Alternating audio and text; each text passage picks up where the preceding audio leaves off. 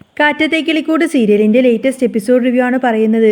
അങ്ങനെ നിധി ലേഡീസ് ഹോസ്റ്റലിന്റെ ജനലിലൂടെ ഇങ്ങനെ പുറത്തേക്ക് നോക്കി നിൽക്കുന്ന സമയത്തിന് കഴിഞ്ഞ കുറച്ച് ദിവസങ്ങളായി അവളുടെ ജീവിതത്തിൽ സംഭവിച്ചു കൊണ്ടിരുന്ന അപ്രതീക്ഷിത മാറ്റങ്ങൾ ഒരു സിനിമാ കഥ പോലെ അവളുടെ മനസ്സിലൂടെ ഇങ്ങനെ കടന്നുപോയി. പെട്ടെന്നാണ് ഹോസ്റ്റലിന്റെ സെക്യൂരിറ്റി ചേട്ടൻ വന്ന് അവളെ കാണാൻ താഴെ ആരോ കാത്തു നിൽക്കുന്നുണ്ട് എന്ന വിവരം പറഞ്ഞത്. ഇത്ര രാവിലെ തന്നെ കാണാൻ ആരായിരിക്കും വന്നിട്ടുണ്ടാവുക എന്ന സംശയത്തോടു കൂടിയാണ് അവൾ പടവുകൾ ഇറങ്ങിയിട്ട് താഴേക്ക് വന്നത്. ഗേറ്റിന് പുറത്ത് തല കുനിച്ച് വല്ലാത്ത കുറ്റബോധത്തോട് നിൽക്കുന്ന ഭാസ്കരനെ കണ്ടപ്പോൾ നിധിക്ക് അത്ഭുതം തോന്നി. സാധാരണ ഇത്ര നേരത്തെ എഴുന്നേൽക്കുകയോ പുറത്തേക്ക് ഇറങ്ങുകയോ ചെയ്യാത്ത ഒരാളായിരുന്നു ഭാസ്കരൻ. അയാളുടെ മുഖത്തെ വാടിയ ഭാവം കണ്ടപ്പോൾ തന്നെ എന്തോ പ്രധാനപ്പെട്ട കാര്യം പറയാനുണ്ടെന്ന് അവൾക്ക് തോന്നി. എന്താ അച്ഛാ, അച്ഛൻ എന്താ ഇത്ര രാവിലെ തന്നെ ഇങ്ങോട്ടേക്ക് വന്നത്? നിധി ഒട്ടും താല്പര്യമില്ലാത്ത സ്വരത്തിൽ തന്നെ ചോദിച്ചു. ഭാസ്കരൻ ഒന്നും മടിയോടുകൂടെ അവളെ നോക്കി. മോളെ, എനിക്ക് നിന്നോട് കുറച്ച് കാര്യങ്ങൾ സംസാരിക്കാനുണ്ടായിരുന്നു. അയാളുടെ ശബ്ദത്തിലെ വല്ലായ്മ നിധി ശ്രദ്ധിച്ചു. അച്ഛാ, ഇതൊരു ലേഡീസ് ഹോസ്റ്റലാണ്. അല്ലാത്ത പക്ഷം എനിക്ക് അച്ഛനെ അകത്തേക്ക് കൊണ്ടുപോകാമായിരുന്നു. ഇവിടെ നിന്നുകൊണ്ട് തന്നെ പറയാനുള്ളത് പറയാം. ഭാസ്കരൻ ഒരു നിമിഷം മൗനമായി നിന്നു. അയാളുടെ കണ്ണുകളിൽ വല്ലാത്ത സങ്കടം തളം കെട്ടി നിൽക്കുന്നുണ്ടായിരുന്നു. മോളെ, നീ സുധീഷിനോട് ദേഷ്യമൊന്നും തോന്നരുത് കേട്ടോ. ആ പേര് കേട്ടപ്പോൾ നിധിയുടെ മുഖം ഇങ്ങനെ വലിഞ്ഞു മുറുകി. അവളുടെ കണ്ണുകളിൽ ദേഷ്യം ആളിപ്പടർന്നു. ദേഷ്യം തോന്നരുതെന്നോ? എന്താച്ചാ, അച്ഛൻ സുധീഷിന് വേണ്ടിയിട്ട് വക്കാലത്ത് പറയാൻ വേണ്ടിയിട്ട് വന്നതാണോ? കഴിഞ്ഞ ദിവസം അവിടെ നടന്നതെന്താന്ന് അച്ഛന് നന്നായിട്ട് അറിയാമല്ലോ. അതല്ല മോളെ, ഭാസ്കരൻ ഇടറിയ സ്വരത്തിൽ പറഞ്ഞു. സുധീഷ് ഒരു തെറ്റും ചെയ്തിട്ടില്ല. സത്യം പറഞ്ഞാൽ തെറ്റൊക്കെ ചെയ്തത് ഞാനാണ്. എൻ്റെ ഭാഗത്ത് പൂർണ്ണമായും തെറ്റുണ്ട്. നിധിക്കൊന്നും മനസ്സിലാവുന്നില്ല. അവൾ നെറ്റി ചുളിച്ചുകൊണ്ട് അയാളെ നോക്കി. അച്ഛൻ തെറ്റ് ചെയ്തെന്നോ? അച്ഛൻ എന്തൊക്കെയായി പറയുന്നത്? ഭാസ്കരൻ തല കുനിച്ചു. സ്വന്തം മരുമകളുടെ മുന്നിൽ ഒരു കുറ്റവാളിയെ പോലെ നിൽക്കേണ്ടി വന്നതിൻ്റെ ആ ഒരു സങ്കടം ആ അച്ഛൻ്റെ വാക്കുകളിലുണ്ടായിരുന്നു. അതേ മോളെ, ഞാനാ സുധീഷിനോട് ഓരോന്നൊക്കെ പറഞ്ഞു കൊടുത്തത്. നിന്റെ ഭാര്യയല്ലേടാ അവൾ. ഇത്രയും കാലമായി കല്യാണം കഴിഞ്ഞിട്ട്. എന്നിട്ടും നിങ്ങൾ ഇതുവരെ ഒരു കുടുംബജീവിതം തുടങ്ങിയിട്ടില്ലല്ലോ. ഇങ്ങനെ പോയിട്ടുണ്ടെങ്കിൽ അവസാനം അവൾ നിന്നെ ഒരു സഹോദരിയായിട്ട് മാത്രമേ കാണൂ എന്നൊക്കെ ഞാൻ അവനോട് പറഞ്ഞു. അതൊക്കെ കേട്ടപ്പോൾ അവൻ്റെ മനസ്സ് വല്ലാതെ വിഷമിച്ചു. ആ ഒരു ദേഷ്യത്തിലും സങ്കടത്തിലൊക്കെയാണ് അവൻ അന്ന് നിന്നോട് അങ്ങനെയൊക്കെ പെരുമാറിയത്. ഞാൻ അങ്ങനെ പറഞ്ഞില്ലായിരുന്നുവെങ്കിൽ അവനൊരിക്കലും നിന്റെ മുറിയിലേക്ക് അങ്ങനെ കടന്നു വരില്ലായിരുന്നു. അതുകൊണ്ട് മോളെ, നീ അവനെ കുറ്റപ്പെടുത്തരുത്. നിധിക്ക് ഇതൊന്നും വിശ്വസിക്കാൻ പോലും കഴിഞ്ഞില്ല. സ്വന്തം മകന് ഇങ്ങനെ ഉപദേശം കൊടുത്തത് സ്വന്തം അച്ഛൻ തന്നെയാണല്ലോ എന്നറിഞ്ഞപ്പോൾ അവൾക്ക് വല്ലാത്ത അറപ്പാണ് തോന്നിയത്. അച്ഛാ, അച്ഛൻ ഇത്തിരിയെങ്കിലും ബോധമില്ലേ? നിധി രൂക്ഷമായി ചോദിച്ചു. പ്രായം ചെല്ലുന്നോറും മനുഷ്യർ ഇത്തിരി വിവരം വെളിച്ചമൊക്കെ വെക്കുമെന്നല്ലേ പറയാറ്?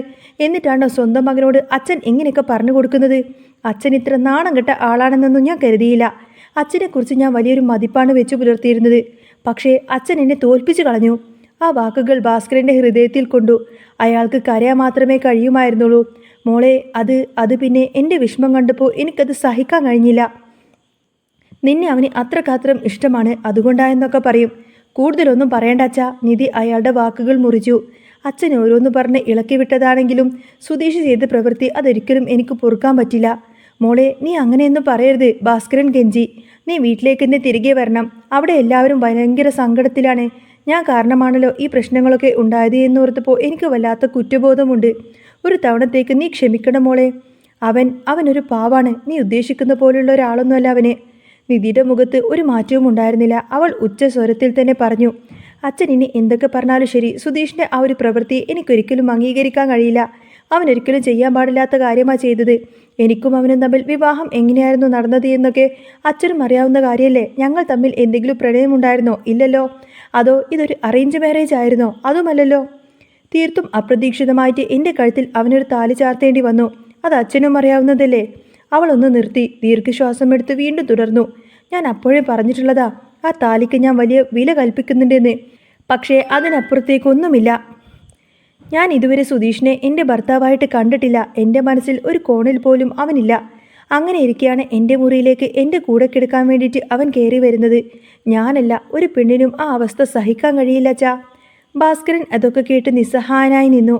മോളെ, നീ ഇതൊന്നും മനസ്സിലാക്കാൻ ശ്രമിക്കണം. അവൻ പുറത്ത് ആരോടും വഴക്കുണ്ടാക്കി വല്ലാത്ത മാനസികാവസ്ഥയിലായിരുന്നു. അവന് സമനില തെറ്റിയതുപോലെയായിരുന്നു. അതുകൊണ്ടായെന്നൊക്കെ പറയും. വേണ്ട അച്ഛാ, നിധി തീർത്തും പറഞ്ഞു. അച്ഛൻ എന്തൊക്കെ ന്യായീകരിച്ചാലും ശരി, ഞാൻ ഇനി ആ വീട്ടിലേക്ക് തിരികെ വരുന്നില്ല. എൻ്റെ തീരുമാനം ഞാൻ പറഞ്ഞു കഴിഞ്ഞു. ഇനിയും അവിടെ നിന്നിട്ട് കാര്യമില്ല എന്ന് മനസ്സിലായ ഭാസ്കരൻ വലിയൊരു ഭാരം തലയിലേറ്റിയതുപോലെ അവിടെ നിന്നും തിരിഞ്ഞു നടന്നു. അയാളുടെ നടപ്പ് കണ്ടപ്പോൾ നിധിക്ക് ചെറിയൊരു വിഷമം തോന്നിയെങ്കിലും അവൾ തൻ്റെ തീരുമാനത്തിൽ തന്നെ ഉറച്ചു നിന്നു.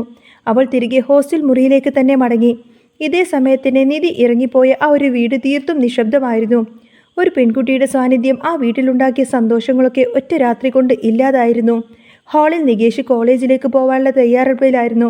പുസ്തകങ്ങളും ബാഗുമെല്ലാം എടുത്തു വെച്ചുകൊണ്ടേ അവൻ അവിടെ നിന്ന് സുഭാഷേട്ടനെ വിളിച്ചു. സുഭാഷേട്ടാ, എനിക്ക് കഴിക്കാൻ വല്ലതുമുണ്ടോ? ഇതാ വരുന്നടാ എന്ന് വിളിച്ചു പറഞ്ഞുകൊണ്ടതിന് സുഭാഷ് അടുക്കളയിൽ നിന്ന് ഭക്ഷണം എടുത്തുകൊണ്ട് ഹാളിലേക്ക് വന്നു. അവൻ നികേഷിന് ഭക്ഷണം വിളമ്പിക്കൊടുക്കുന്ന സമയത്ത് സുധീഷ് അങ്ങോട്ടേക്ക് കയറി വന്നു. സുധീഷിന്റെ മുഖത്ത് വല്ലാത്ത ക്ഷീണവും ഉറക്കമില്ലായ്മയും ഉണ്ടായിരുന്നു. അവൻ ഹാളിലേക്ക് വന്നിട്ടും നികേഷ് അവനെ ഒട്ടും മൈൻഡ് ചെയ്യാതെ ഭക്ഷണം കഴിക്കുന്നതിൽ തന്നെ ശ്രദ്ധിച്ചു. ഇത് സുധീഷിന് വല്ലാതെ ഫീൽ ചെയ്തു. എന്താടാ, നിനക്ക് എന്താടാ എന്നെ കണ്ടിട്ടൊരു മൈൻഡ് പോലും ഇല്ലാത്തത്? നീ എന്നോടൊന്നും മിണ്ടാത്തതെന്താ? സുധീഷ് ചോദിച്ചു.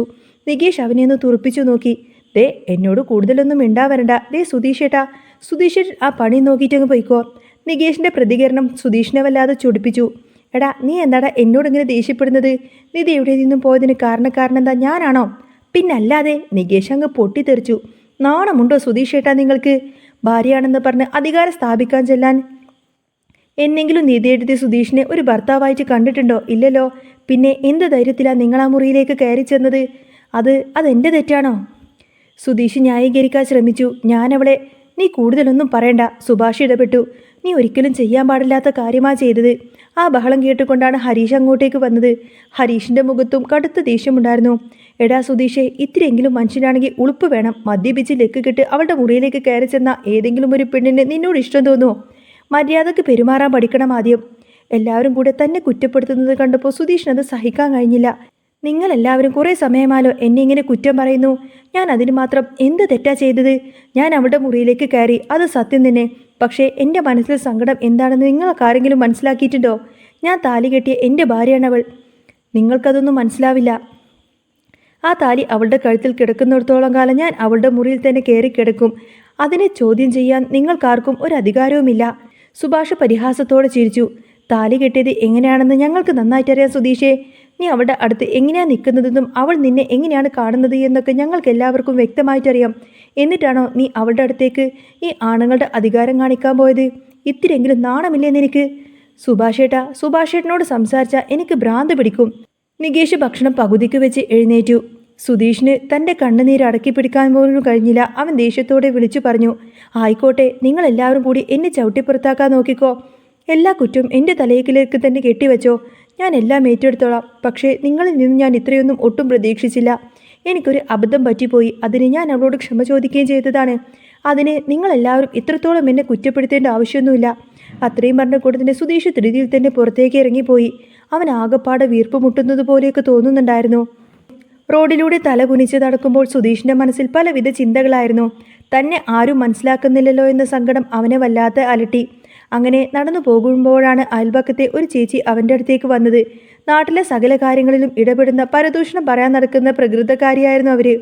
അല്ല സുധീഷേ, നിന്റെ ഭാര്യ എന്താ പിണങ്ങിപ്പോയത്? അവരൊരു വക്രച്ചിരിയോടുകൂടെ ചോദിച്ചു. സുധീഷിന് അവരെ കണ്ടപ്പോൾ തന്നെ ദേഷ്യം വന്നിരുന്നു. അവനൊന്നും മിണ്ടാതെ അവിടെ നിന്ന് നടക്കാൻ നോക്കിയെങ്കിലും അവർ വിട്ടുകൊടുത്തില്ല. അല്ല, എന്നാലും ഇത്ര പെട്ടെന്ന് അവൾ പോകുമെന്ന് ഞങ്ങൾ ഒരിക്കലും പ്രതീക്ഷിച്ചില്ല. ഈ പെണ്ണുങ്ങൾ വാഴാത്ത വീട്ടിലേക്ക് ഒരു പെണ്ണിനെ പിടിച്ചോണ്ട് വന്നാൽ ഇങ്ങനെ ഇരിക്കും. അവൾ നല്ല കുടുംബത്തിൽ ജനിച്ചു വളർന്ന കുട്ടിയല്ലേ. അവൾക്ക് എങ്ങനെയാ നിങ്ങളുടെയൊക്കെ വീട്ടിൽ നിൽക്കാൻ പറ്റുക? 3-4 ആണുങ്ങളുടെ നടുവിൽ അവൾ ഇത്രയും ദിവസം പിടിച്ചു നിന്നല്ലോ. അതുതന്നെ വലിയ അത്ഭുതമാണ്. അവരിങ്ങനെ വായു തോരാതെ സംസാരിച്ചുകൊണ്ടിരുന്നു.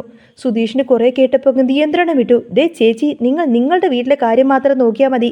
എൻ്റെ ഭാര്യ പിണങ്ങിപ്പോയോ ഇല്ലയോ എന്നൊക്കെ നോക്കാൻ ഞാൻ ഇവിടെ ജീവനോടെ ഉണ്ട്. ഇത് എൻ്റെ വീട്ടിലെ കാര്യമാണ്. കൂടുതൽ എന്നെ ചൊറിയാൻ വരണ്ട.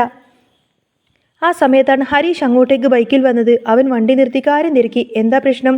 ദേ, ഇവർക്ക് നമ്മുടെ കുടുംബകാര്യങ്ങൾ അറിയണം. എൻ്റെ ഭാര്യ പിണങ്ങിപ്പോയതിൻ്റെ കാര്യം അന്വേഷിക്കാൻ ഇവരിയ്ക്കുവാണ്. സുധീഷ് ദേഷ്യത്തോടെ പറഞ്ഞു.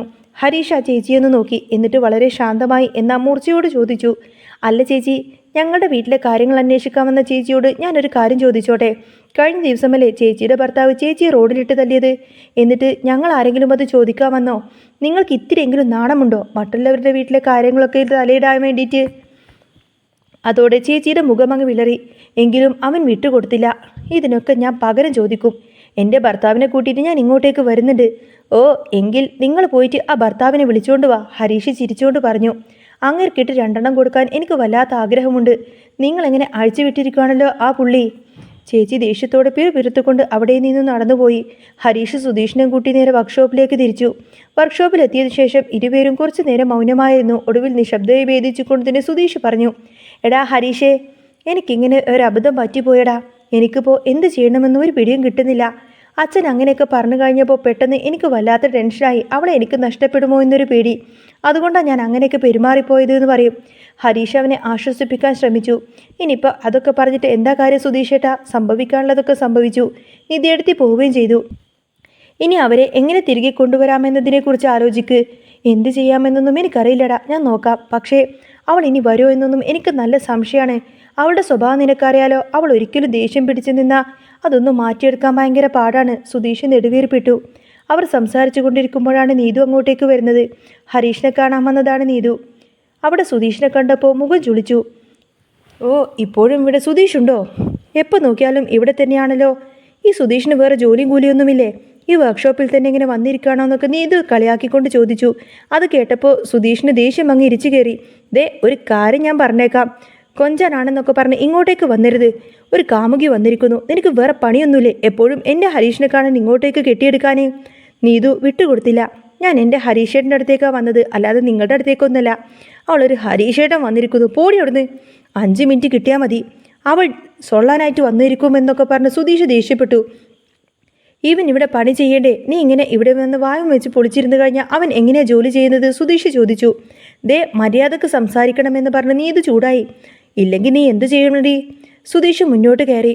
നിങ്ങളിവിടെ എപ്പോഴും വന്നിരിക്കേണ്ട കാര്യമൊന്നുമില്ല എന്ന് നീതു പറഞ്ഞു. മര്യാദക്ക് ഇറങ്ങിപ്പോടി അവിടെ നിന്ന് സുധീഷ് അലറിക്കൊണ്ട് പറയാണ്. നീ ഒന്ന് പോടാ അവിടുന്ന്. എനിക്ക് സൗകര്യമുള്ളപ്പോഴൊക്കെ ഞാൻ ഇങ്ങോട്ടേക്ക് വരുമെന്ന് നീതു പുച്ഛത്തോടെ പറഞ്ഞു.